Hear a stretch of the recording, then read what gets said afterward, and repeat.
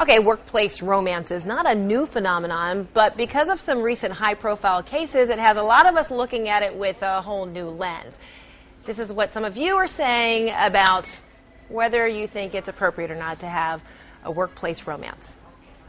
For a lot of people, it's the only place they can meet people these days. Well, they got to start somewhere, I guess. I think they're more likely to start in the workplace than somewhere else.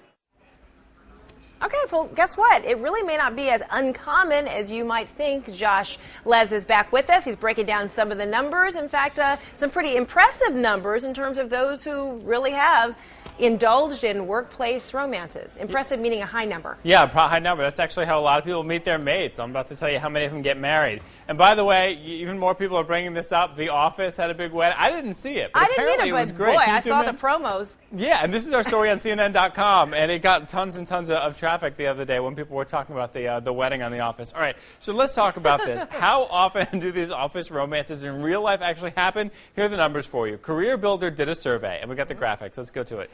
40% of the 8,000 people interviewed said they have dated a coworker. 18% said they've dated more than one coworker in their time. Then the next couple stats show how the spark ignited, how they went from coworkers to mates. They ran into each other outside work, 12%. 11% were working late together. 10% met over happy hour. Another 10% met over lunch. Now, this last one is perhaps the most important when it comes to the complications and the controversies. 34% of the office romances involved someone dating a person in a higher position. And of those, 42% were dating their boss. So when you break it all down, it's still a substantial chunk, Fred. It's a lot of people out there who are willing to, in some ways, take that risk and date their own boss at work. Yeah, well, you use the word risk, and I know a lot of folks are trying to weigh whether it's ethical and whether, as Robin was saying, might it stand in the way of me kind of climbing the corporate ladder. So that's why we invited ethicist Bruce Weinstein to join us in this conversation. He's also the author of Is It Still Cheating If I Don't Get Caught? Even though we're not really going to talk about cheating all the way, we're also going to just talk about, in general, relationships. Maybe it's just one-on-one, right, Bruce? Well, here's the problem ethically, Frederica, with office romance. You know that saying, what happens in Vegas stays in Vegas? Yeah. Well, when you're dating someone at work, what happens in your bedroom does not stay in your bedroom. It's just inevitable that you will bring all those problems with you to work, and it violates the most fundamental ethical principle of all. Do no harm, because you and your romantic partner can be harmed by this relationship, especially when it fizzles out. It can harm morale in the office. It can harm your productivity. It can harm your relationship with the company that employs you. So it's understandable that you would want to hook up with people at work, but ethically it's problematic because of the potential to violate the principle, do no harm. Wow, so I'm hearing you say that forget it. Don't do it. Don't think about it. Do not engage, period. Well, it's certainly the case that if a manager and a subordinate should never, under any circumstances, have a relationship because of the imbalance of power that exists between manager and subordinate and the potential for abuse of power. But even between coworkers, it's problematic at best and disturbing or potentially harmful at worst because, let's face it, most relationships don't work out. And if you're stuck working with someone you've just had a relationship with and you have to work on a project, to what extent will you be able to put aside the negative feelings that you have and focus on the work at hand, which, after all, is the reason that we're at work. Our first responsibility should be to meet the needs of the people we serve. Okay, and office romances can interfere with that. Okay, so a couple of things really stand out for me that of things that you just said. Imbalance of power. But if both parties are okay with it, the boss or the other employee, they're okay with this imbalance of power, what and how does it shake up the work dynamic? A lot of times people might want to talk to their coworkers about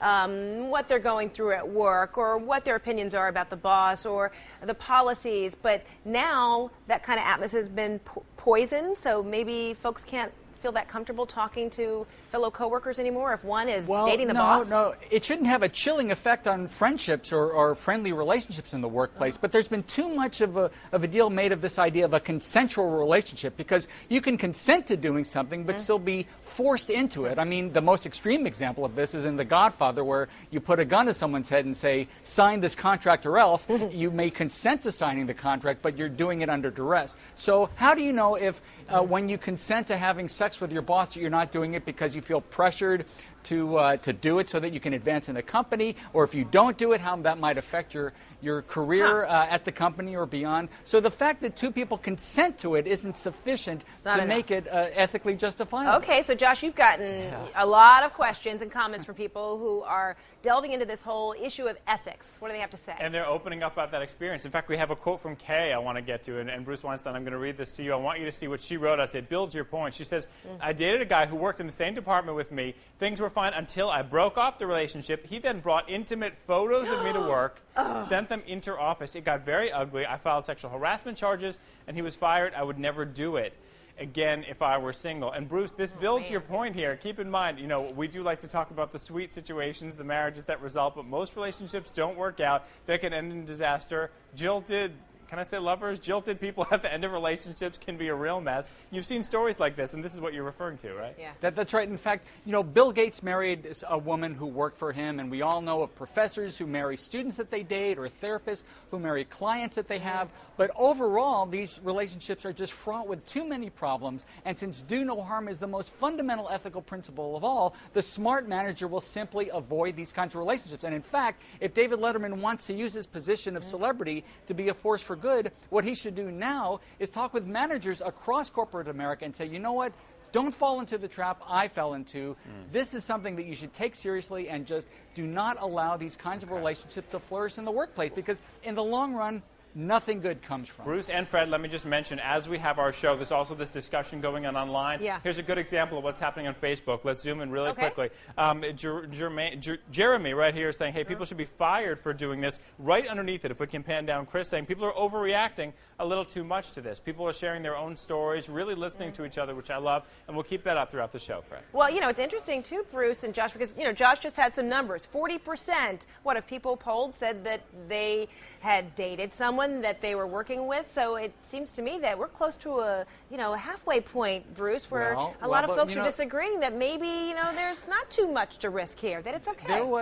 But last year there was a study by the Josephson Institute that said that 60% of 30,000 high school students interviewed admitted to cheating. Now, just because 60% of students do something like cheating doesn't mean that it's right. So even if 80% of people across the country have a relationship at work with their boss or with a coworker, it doesn't mean that it's okay. I mean, what we're looking at is not at least I'm looking at this not from a legal perspective or a policy perspective, but simply the question, what is the right thing to do, even though, as you say, this may be very common in corporate America. Okay, well, right after this, we're going to talk to a couple who is going to say, you know what, don't poo-poo what we've got going on here. They have gotten engaged, they met at Yahoo, and they hope now to live happily ever after. Their story. There they are.